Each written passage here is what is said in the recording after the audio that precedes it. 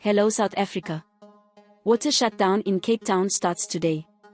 A number of areas in the city of Cape Town will be without water from Wednesday, October 4th due to planned maintenance.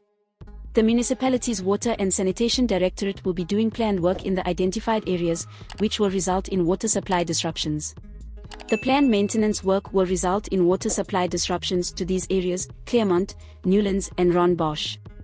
Step testing will be done on the water supply network in these areas from 2100 hours on Wednesday, October 4, 2023, overnight until 4 o'clock on Thursday, October 5, 2023, and again from 2100 hours on Thursday, October 5, 2023, overnight until 4 o'clock on Friday, October 6, 2023.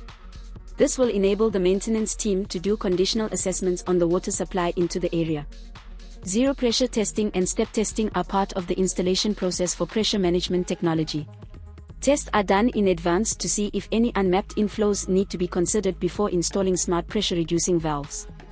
The City of Cape Town said in the affected areas, some residents may experience low water pressure, and some may have no water coming out of their taps for some time during this overnight testing period.